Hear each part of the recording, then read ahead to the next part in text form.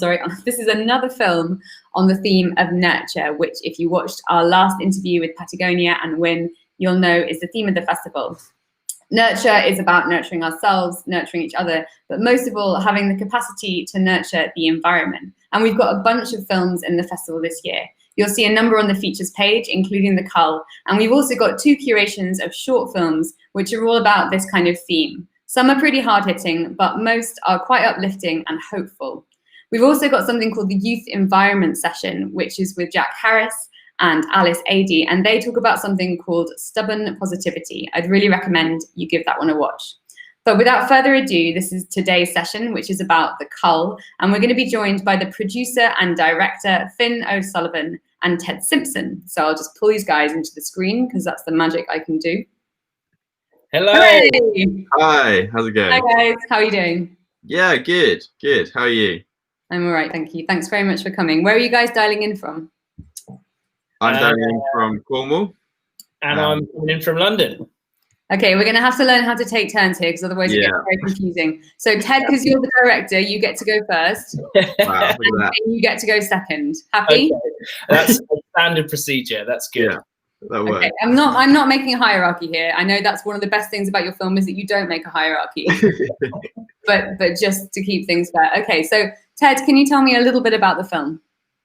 Yeah, so the CuLL is a sort of cinematic exploration of deer management and rewilding in the Scottish Highlands. So kind of looking at the big populations of deer and how they're controlled and the various different ways that they're controlled, and kind of what that means for the landscape and also the people that live in the Highlands as well. And this is hard, because if he answers the question for you, then you're struggling. Why did you guys decide to make the film? Why did we make the film? It was actually Ted came to me with the idea of the film. I think you'd been doing a little bit of research about it before, Ted. It was something that sort of interested you, and it was something I knew nothing about. So when Ted came to me and with this really sort of impassioned pitch, it was sort of uncovered as something that was really fascinating to me. I never thought it would be, but it's just this whole kind of rich vein of this debate that's happening that people in the cities and towns don't really talk about. So that's why I think it was Ted's passion for me that made me want to kind of get involved. But I don't know, Ted, what your original sort of, I guess, sort of spur was to make it.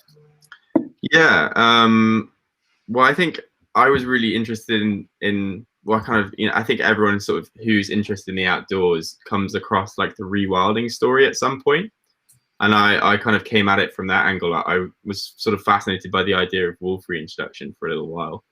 And that took me on a trip up to Scotland, where I spent kind of 2 weeks talking to people across the Highlands in different places to try and find out a little bit more about it, and actually realized that I was really scraping the surface with my knowledge and what kind of that debate impacts on. So I kind of came away from that trip with my mind kind of scrambled, to be honest. I didn't really know what to think, and I didn't really know who to listen to, and how all of these different debates seem to be kind of pointing at different things. And the idea really that I asked a lot of people about deer, and I got a lot of answers that didn't have anything to do with deer. It was all about politics, natural history. It was about cultural heritage. It was about economics. Yeah, so I think I came to Finn probably sort of 6 months later, and together we kind of pieced together how it would become a series of these debates and a series of ideas into a film that someone could watch without really any knowledge about it, and kind of go on that journey of discovery that I went on as well. And it's a really good point, because I think a lot of the barrier to people thinking about this stuff is the accessibility of the information and it feeling like it being scientific or number crunching, and you really present a bunch of characters and make them all really accessible and relatable, even if some of them, if you'd have told me in 2 words who some of them were, I'd have been like, I'm not sure I want to hang out or listen to them. Yeah. Can you tell me how you found those characters?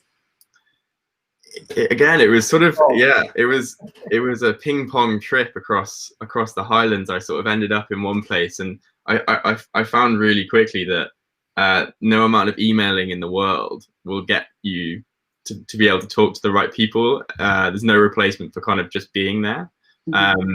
And once you're there, you know, people will be like, oh, you should go talk to Neil. And then we ended up in Ardnamurchan, and then he's like, oh, he tell you who you should talk to. You should go talk to this person. And you end up doing quite a lot of miles, but actually it's great because you get to meet people firsthand. And I think that's where it became a thing really quickly, where, like, you know, we started off with like a handful of like maybe three people that were our key contributors. And like Ted said, you get bounced around the entire community, the like countryside community of Scotland within 2 weeks. We'd seen everyone and we'd been everywhere. And, you know, for a topic that covers such a broad, like vast bit of land, it's actually quite a small community. And that goes for people on both sides of it. You know, they all know each other, and they're all kind of aware of what's going on and fighting their own battle. But the one thing we found was that the communication between them wasn't that great. They knew of each other, but they didn't, you know, whether they didn't share a viewpoint or didn't share the same opinion, that's sort of where the conversation stopped. So I like to think that we were these rogues building bridges, people that had opposing views. So do you think that not only has it created an effect on the audience, and it has, because it's a fantastic film. We've already had loads of feedback about it. But do you think it's created an effect on the participants? I think it's been really interesting to hear their reactions. I think one of the goals I guess we wanted to sort of partially do was to actually lay it all out and sort of show that a lot of these people have a lot in common with what they want to achieve and with what they kind of sort of believe is important for the Scottish Highlands. And there's a sort of a big kind of area of similarity with their thought. And I think, well, I've seen kind of Pete Cairns after watching the film is on Twitter sort of started a lively discussion, because he's saying, yeah, there is a lot of kind of conflict, but can we not work past these divisions, and can we not work past these debates? But yeah, I don't know if any of you kind of had any thoughts on that. I think, yeah, it's definitely like, I think it's reignited sort of cross-party conversation, if you will. Like, it's the one thing we got a great comment from Kathy saying, you know, like it's amazing to see everyone's point of view and to kind of realize that we're actually not that far apart, but it's just that like we needed that kind of conduit to be able to understand it from other people's point of view. Like Peter Cairns, did he say it's something like it's not a binary thing, rewilding. It's not like we have people or we don't. Like there's a happy medium there, and it's up to us as a community to kind of explore how that best works. And that only works if people are communicating with each other, right? Can you, for people who haven't seen the film, can you just explain who Peter and Kathy are? Yeah, so Peter is a photographer and sort of rewilding advocate who works very closely with Scotland The Big Picture, which is a sort of rewilding, pro-rewilding advocacy organisation, which is based in Glenfeshie in the Cairngorms, which is one of the hotspots of kind of rewilding in Scotland, where they've kind of seen a lot of woodland regeneration. And Kathy is an ecologist who has worked kind of all over Scotland and has worked with different communities, and is sort of specialises in deer management. Yeah. Kathy's a fascinating character. I think a lot of people have really enjoyed seeing her on screen. I definitely did. She's one of the ones I looked up immediately. She's comes across very well. What about the character of the deer? Can you tell me a bit what that was like to shoot? Yeah. We like to say filming the deer because we kept I just realised that as I said it, and I was like, should I make a joke about that? And I was like, no, maybe not. It was a really important distinction, I think, a couple of times. Sorry. Yeah. Yeah, no, it was interesting actually, because I think part of this film was approaching it in a really sort of natural history way. We wanted to kind of incorporate that natural history style of storytelling, of really kind of cinematic pieces of visuals, you know, that kind of like show the deer as kind of these majestic creatures, and then kind of sneak the human interest in. But it was almost like actually kind of grabbing at where we could film these little sequences. It was definitely like the second priority. The first priority was kind of getting the getting the narratives and talking to the people, and that kind of reflects in our idea. Deer for us was just a vehicle to talk about all of these much wider issues. Yeah. And yeah, so some of it's we were very lucky with some of the cameramen that we managed to bring with us, because they caught some incredible stuff that we were able to kind of pass off as really nice, thought through pieces of cinematography, when they were actually pretty kind of last minute, to be honest. It was great to sort of learn about deer habits as well while shooting this. So as we went around and talked to people, we understood that, like, during the day in certain seasons, the deer are going to be right up high on the peaks, right? So it's going to be really tough to get to them by foot.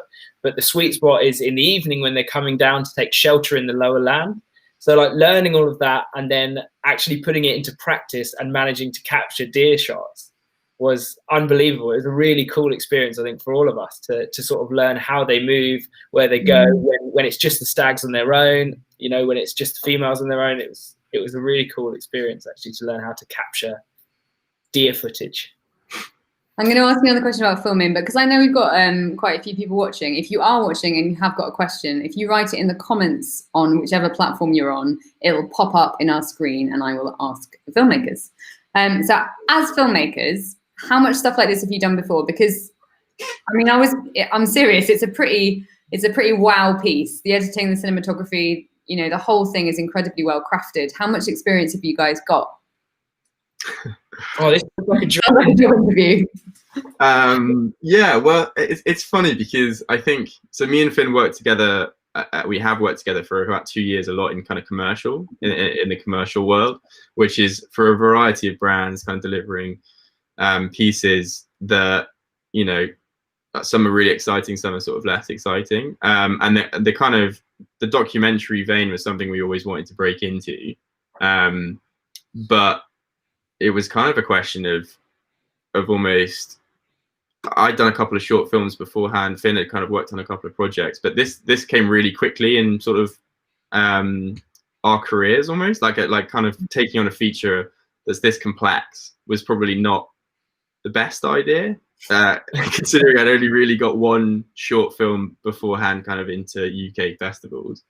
But I think it was just like we believed in the project. I just thought, you know, I think we can kind of pull this off.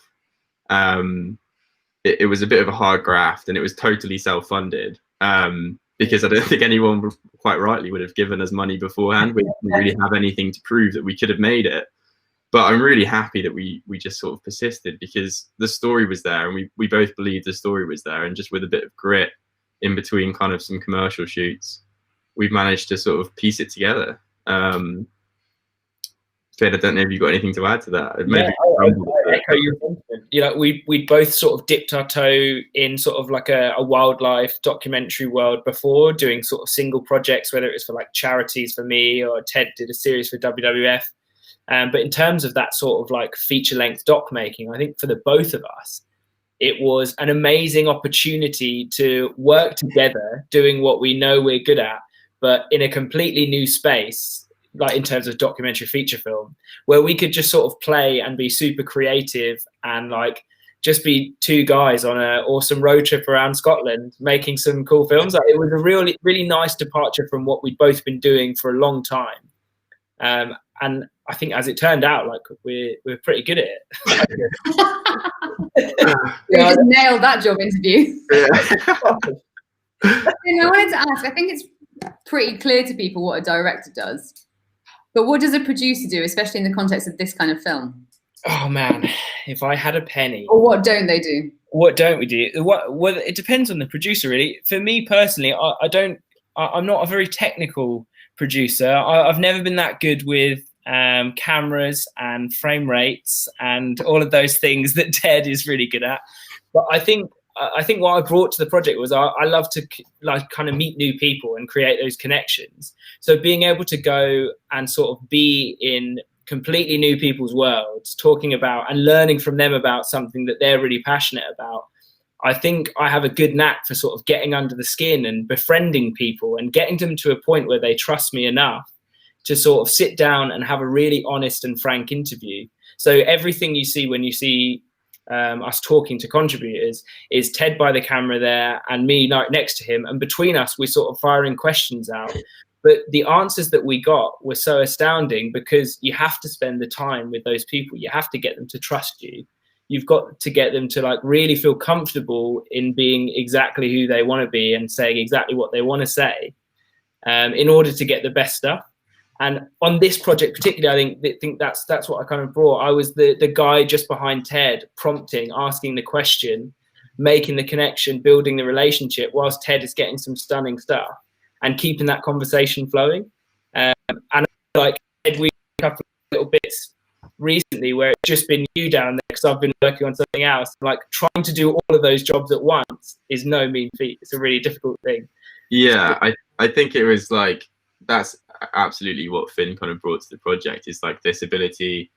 I think we, you know, a lot of people have commented, which has been really nice, sort of saying about how amazing kind of some of the one-liners have been from some of the contributors, and I think some of the performances that they gave was like down to like Finn and I guess kind of myself as well, just sort of like putting in that work in terms of like putting them at ease. And then I really wanted the film to have a kind of feel of almost like you're in the back seat in the landy with these guys, kind of following them. And I think a really kind of nice part of that is almost you feel like you're over the shoulder of this conversation that's happening, and that's a really great kind of dynamic that we worked out, is kind of Finn talking to these people constantly, and we could kind of almost have an ongoing interview in the field, which sort of brought this like verite to this sort of cinema, and it's really natural, and I think it kind of put our contributors at ease as well.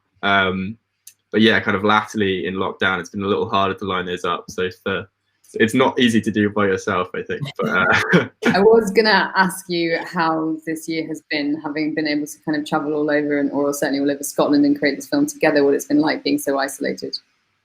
Well, yeah, I think we finished it at the perfect time, or we filmed our Crofter, Vivian, at the beginning of March, just before it all kind of proverbially hit the fan. So I actually spent most of lockdown editing it, which was a pretty immersive experience, and really good, I think. And sort of latterly after that, because that's obviously 6 months ago now, we've kind of taken the opportunity of lockdown to, as commercial work slowed up, to sort of focus on documentary and looking forward at new projects as well, and trying to build on the momentum that this film is kind of providing. How about you, Finn? Yeah, I mean, it's the difference. I guess like the one good thing for our film was the fact that like Ted took himself off to Ullapool, I think, and spent like 3 months of the first lockdown just in complete isolation. Wow. But it enabled us to get to a point where the film was sort of ready to go. So in that point of view, like lockdown was great in terms of the progression of the film. You know, personally in London, it's a different story. Like lockdown was kind of different from what I imagine it was in other parts of the country. It still kind of felt a little normal, but yeah, it's been the one thing I think we're both having conversations about now is when can we get back out again and start shooting? Like the festival runs have been great, and it's been really exciting to kind of get the film to a point where it's finished. And now we're both itching to get out again, and it's been almost I guess it will be a year in March that we finished shooting it. So I think we're definitely both keen to get back out in the field and start doing what we're like good at and make films again. It's been really interesting from the festival side, because I think we were nervous that people wouldn't have the capacity, the energy, the finances to create projects. But we have had incredible. I mean, we've had over 400 submissions, which is wow. Like a good jump, I'd say. We normally get like 330, so it was really amazing the amount of creativity that came pouring in, and incredible projects. And we interviewed someone early in the week from Running the Roof, which is a fantastic film, to check that out, and they said the same thing, that lockdown kind of forced them to give the film the space that they would just never, with all the finance in the world, have been able to appreciate. So what are you guys itching to get out and shoot next? Film next? Ted, can we tell people about it yet? I don't know. I guess we could. Yeah, we're sort of following in the same vein. we kind of, yeah, I think the upshot of this film is human relationships with wilder spaces and how we fit in wilder landscapes. And I think in natural history storytelling, that vein is not really that explored, surprisingly. And yeah, we're really keen to sort of push on in that space. So we've got a couple of really exciting ideas we're going to be exploring, and next, hopefully, our focus is sort of more around sort of birds of prey across the UK, which is another sort of highly controversial topic. Yeah. But we're really keen to just sort of explore it and see if there's another story to be told there as well. Have you got anything you'd like to add to that, Finn? No, I noticed Ted very artfully stepped around saying the exact bird. So I did, and I was like, "Oh, shall I ask?" I mean, there could be other keen filmmakers on this, and we might have a scoop on our hands. So oh my God, you're protecting your ideas. No, do it. It's important. I mean, you know, share and collaborate, but only between each other.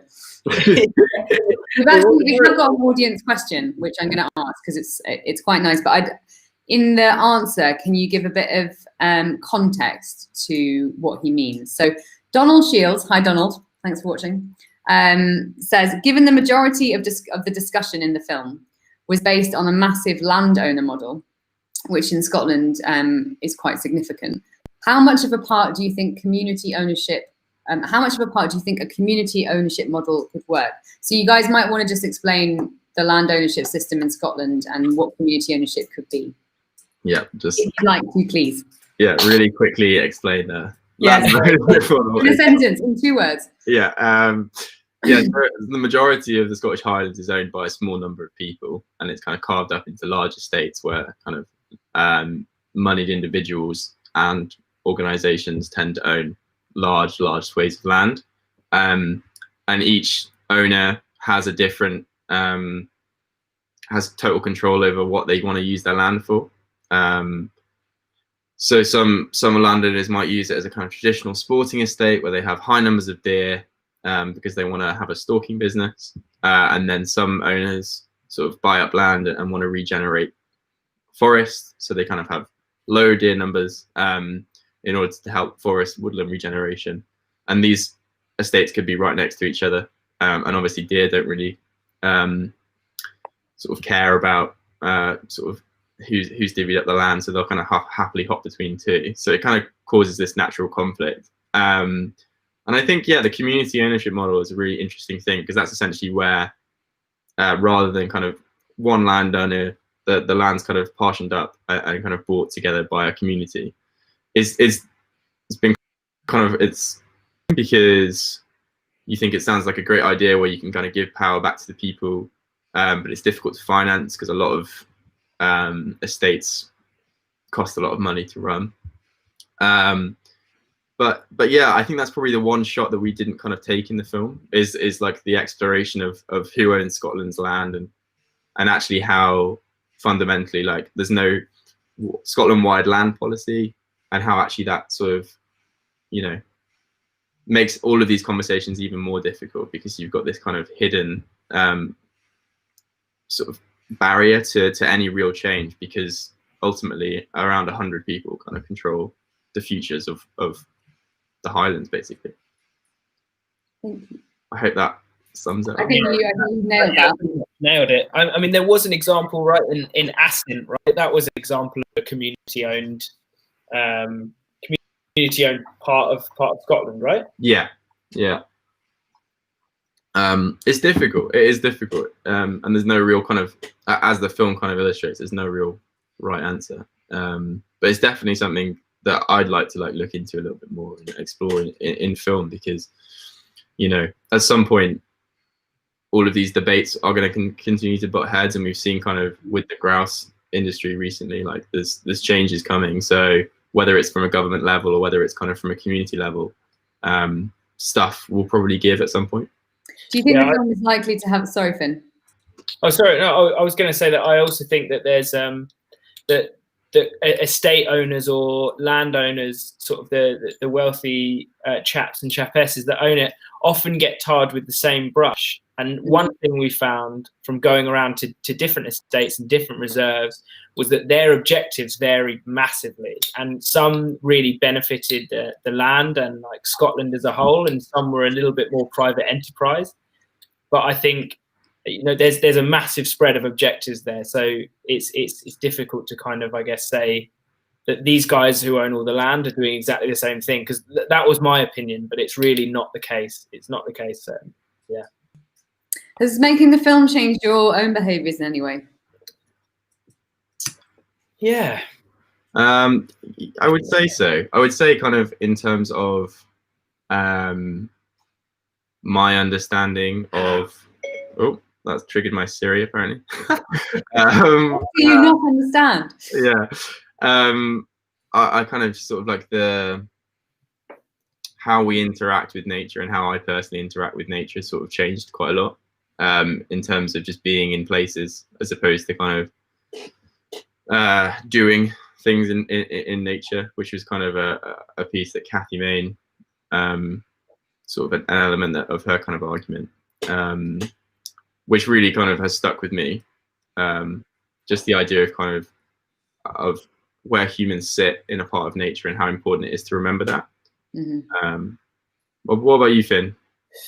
Yeah, I definitely feel like the connection to nature thing is a big thing. For me, it was realizing that conservation isn't something that happens in like the rainforest in South America. Like it's going on right on our doorstep, and there's stuff that I'm speaking only for myself, someone that grew up in a very kind of suburban environment. I just wasn't aware of all of this stuff going on, the debates happening, and you know what people are fighting for in countryside communities. So it definitely kind of made me think a little bit more about kind of bringing the fight and bringing anything you want to kind of actively change closer to home, rather than looking, you know, really far abroad. It's a great place to start, and to really understand how your local ecology works before you kind of branch out and try and tackle the whole thing. And it's something I think that's really exciting about the film is, well, it brings this to a global audience. But what's your future plans for the film? How are you going to get this message in front of people? Oh boy. Yeah, so I guess we're going down the festival route at the moment. We're also planning screenings with different organizations to sort of get the film out to kind of interested parties. And you know, if anyone's watching and kind of interested in that, we'd be more than happy to do that as well, because I think it's really important. Part of what the project is to kind of inspire a bit of debate and inspire kind of across the aisle almost conversations. We really wanted to follow the film up with a screening with all the content together, which COVID's kind of panned for now. But hopefully at some point down the future. That sounds really interesting. So like a panel with all of the constituents. Yeah. Just to facilitate discussion between them as well, like to be that sort of conduit to say like, oh, well, we're all in the same room. Let's have a chat about this. But I guess also to bring it to people from more urban communities, to like bring it to like Glasgow and Edinburgh and say like, this is going on in the Highlands. Like, did anyone know about this? And what are your thoughts? Because this is ultimately your future. This is what's going on with your land. So it would be really interesting to engage more people and get them. I think the win from this is getting people to think about it, getting people to consider engaging with it, rather than just being totally apathetic because I don't live there. Yeah. So the win from this would be to get more people to just kind of engage and care and understand what's going on right on their doorstep. And I think, like you were saying about not whitewashing or just stereotyping particular characters, it does translate, and you think metaphorically about who, not only just the land management in your area, but who you think is behaving a certain way in your area and your preconceptions. So I think it's super clever in that way, and also just how we think about debate in general. So yeah, it's amazing. Is there anything that you guys would like to say to the audience, whether it's something specific you'd like them to look out for in the film, or a kind of action that you'd like them to take away from it? Sorry, I've just seen a bunch of questions from text, so I really want to kind of like just don't make her feel like I'm just ignoring him. Oh, okay. Well, do you want to go for that? Yeah, just real quickly, because she mentions Kathy Main. Just explain what. Yeah, just explain. Give a little context to what you said. Yeah, so Kathy Main's the kind of we label her as the ecologist in the film, and she kind of gives her take on rewilding, and we kind of present her as a voice to sort of in the second act kind of to almost remove people what we've just showed them in the first act, and then at the end of the film she kind of sort of provides a real challenge. I don't want to spoil it, but the whole idea of that challenge was to kind of challenge everyone's notions, because I think a lot of people will find themselves agreeing along with Kathy, and then actually that last sort of scene is the idea behind that was to kind of just really have an introspective feel towards the end of the film, which I kind of know I did when I met her. Texa mentions that she works for West Highland Hunting, so she works with Neil, who's kind of in Ardnamurchan, but she works all over Scotland as well. So I think we didn't include her just solely for a scientific basis. I think the most important takeaway of the film for me is that like science matters, but also opinions matter, and people matter. And I think regardless of whether you agree or not with the opinions, regardless of whether they're kind of bounded in fact or not, these people are people that live in the Highlands and need to be engaged with because of their opinions and kind of reached across to understand why they feel that way.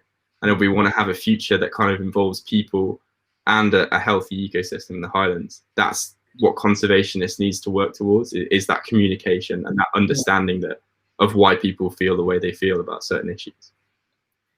I feel like also, a lot of what we saw Kathy's role as in the film was like an example or a challenge to what it means to live sustainably, rather than pure science. It was a challenge of what it means to live sustainably. So whether that is that eating locally, eating seasonally, or is it eating stuff that's shipped thousands and thousands of miles? What's more sustainable and what's more harmful? That was certainly something that I got from Kathy's character. So it wasn't purely, I guess, as a science representative. It was someone from the, I care about the planet. I care about what we're doing and how we're harming it. And this is an alternative view. Someone in London might not have this view. So I think that's an important thing we put across with her character. So to articulate and just to explain to the audience, Texa Sim has been very kindly and engagingly responding on YouTube. She also articulates the idea that the film could have been an opportunity to include the latest scientific research. But am I right in saying that it's not that you were avoiding scientific research, but that doesn't exist within a silo and you were interviewing humans, not providing statistics? I mean, yeah, exactly. I think the facts of the matter we set up at the very beginning of the film. There's massive numbers of deer in Scotland, and they have a massive impact on the ecosystem. That's not really up for debate. There's some areas where actually kind of, it's not quite as a bigger issue as in other areas of Scotland, but broadly, that's a problem and it needs to be solved.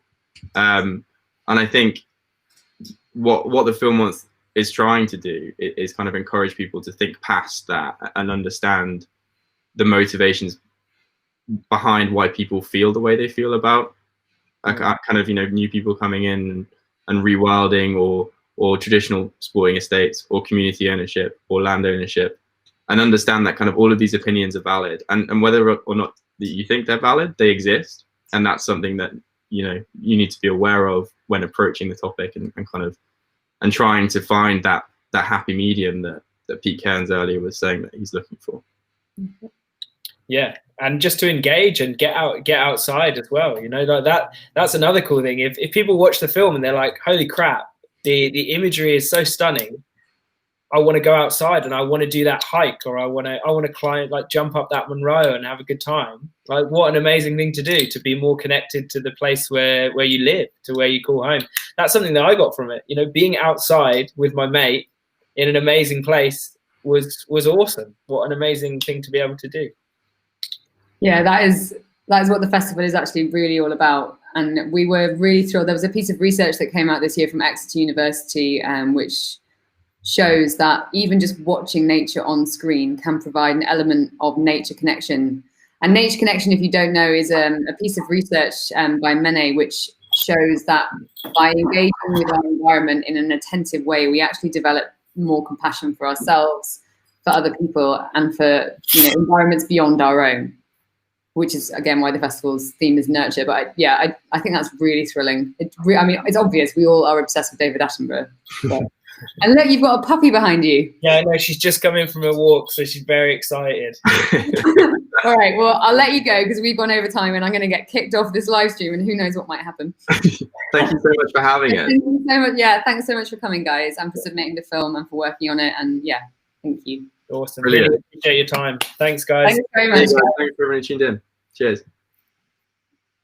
All right, thanks very much for watching. That was a live Q&A with the directors of the CuLL. We're going to be doing more Q&As across the weekend as we head towards the awards, which are going live at 8 o'clock on Sunday night. Tomorrow night, we're kicking off with the Ghost from Above team, and that is in the mountain section, looking at the history of Everest and what's happening there now. But if you enjoyed the CuLL, please look for it on the features section of the website and check out some of the other nature nurture offerings that we've got for you.